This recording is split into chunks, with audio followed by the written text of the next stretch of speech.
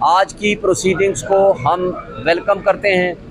اس کو ہم سمجھتے ہیں کہ یہ حوصلہ افزا پروسیڈنگز ہیں۔ ایک بات طے ہو گئی ہے کہ آج جو worst kinds of human rights violations ہو رہی ہیں اس کا تمام جج صاحبان کو اس کا احساس ہے،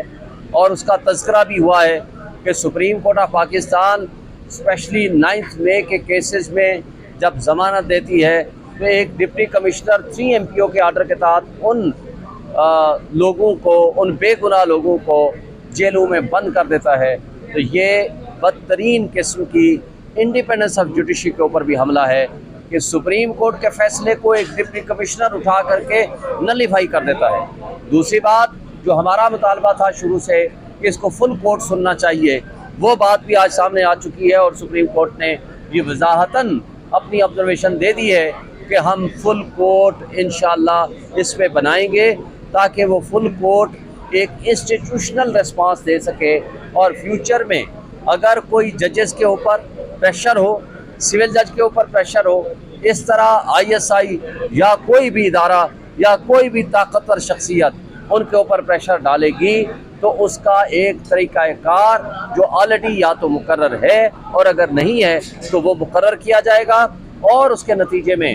اگر سٹنگ چیف جسٹس کوئی ایکشن نہیں لیتا تو اس کا بھی ایک طریقہ کار مقرر کیا جائے گا۔ میرا خیال ہے کہ یہ بہت پازیٹیو چیز ہے، ایک بہت پازیٹیو بات ہے، یہ ہمارے لیے، یہ پوری قوم کے لیے، لوگوں کے حقوق کے تحفظ کی ضمانت کے لیے یہ ایک بہت بڑی ڈیولپمنٹ ہے، اور انشاءاللہ جو کچھ 76 سال میں بدقسمتی سے انٹرفیئرنس بائی دی ایگزیکٹو یا بائی انٹیلیجنس ایجنسیز یا ہماری اسٹیبلشمنٹ کی طرف سے ہوتی رہی ہے، اب ہم سمجھتے ہیں کہ انشاءاللہ اس فیصلے کے بعد اس کا خاتمہ ہوگا، کیونکہ اس کے بغیر ملک کا نظام بہتر نہیں ہو سکتا، اس کے بغیر لوگوں کو ان کے حقوق نہیں مل سکتے۔ سر، آپ کی جماعت ایک طرف کندھا استعمال کر رہی ہے سپریم کورٹ کا، دوسری طرف قاضی فائز عیسیٰ اور ہائی کورٹ کے چیف جسٹس کو کہہ رہی ہے کہ استعفیٰ دے کے گھر جائیں۔ آج آپ آ کے کہہ رہے ہیں کہ ان کے ساتھ ہی یہ تو لیٹر میں DG ISI کا حوالہ دیا گیا ہے کہ وہ مداخلت کرتی ہے، تو آپ ان کو کہنے کے بجائے کوئی درخواست ان کے خلاف لا رہے ہیں بحیثیت جماعت کہ وہ سیاسی مداخلت کرتی ہے، اور آپ تو اس حوالے سے کہتے رہے کہ آپ کے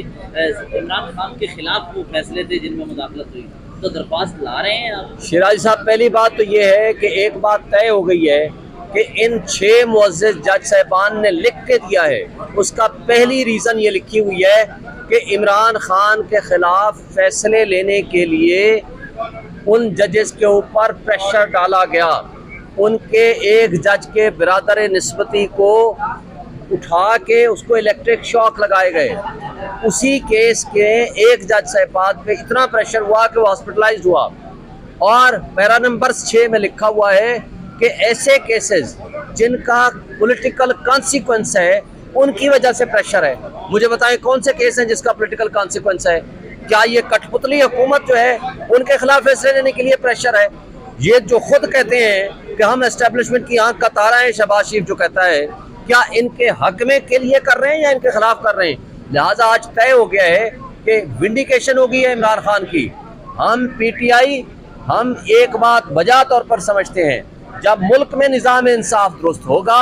ملک میں عدلیہ آزاد ہوتی تو عمران خان نہ جیل میں ہوتا، نہ جیل کے اندر وہ بے ضمیر ججز جنہوں نے وہاں آپ کو پتہ ہے کس طرح فیصلے دیے ہیں، وہ